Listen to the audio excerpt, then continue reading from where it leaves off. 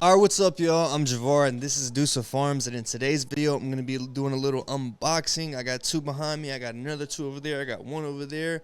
That's a lot of boxes that we got to get open, and what's in the boxes? Well, it's the HLG Scorpion Diablo and the Diablo X.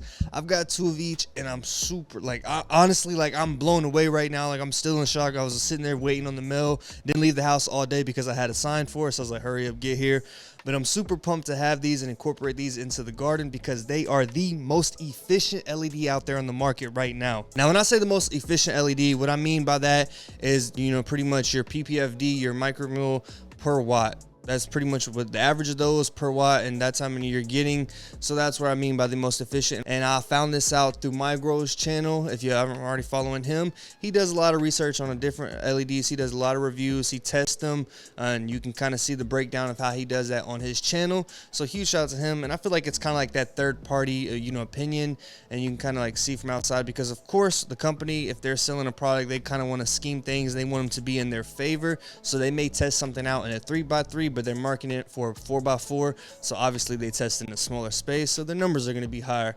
But that's neither here or there. What we're talking about right now are these. Now, if you guys have been following the channel, then you know I'm coming up to an end on a grow, and during that grow the plants are under spider farmers, and I was thinking about going, stepping up my game and getting new lights. I'm not saying spider farmers are bad or anything like that, but I just want to always level up my garden, and I've been eyeing the HLGs for quite some time, as well as the Grower's Choice, and those were my top two picks, as well as the Photon Tech. But Grower's Choice and HLG were the number 1 and 2, and it was just which one do I go with? Well, for me, it was kind of simple. The moment I sat there, did a little bit of research, I seen how efficient it was, and electricity and all that. It's not cheap, So looking at that, I was like, I'm getting the most out of this. That's the one I'm going with. It was case simple. It was that simple right there. But enough of the talking. Let's go ahead and get these things unboxed so I can showcase them and go over the specs with you.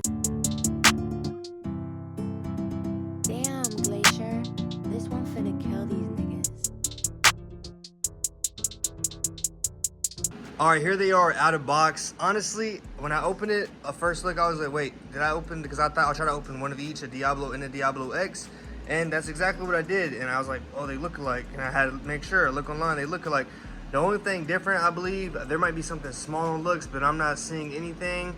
The only thing that should be different are the specs are slightly different, I believe. But actually, speaking of those specs, we're gonna go over them. Now, as I stated, there aren't any differences in the looks. They both have that same build. They have the reflectors around the edges to help with light distribution. They also have vents and spaces between to help with heat and airflow.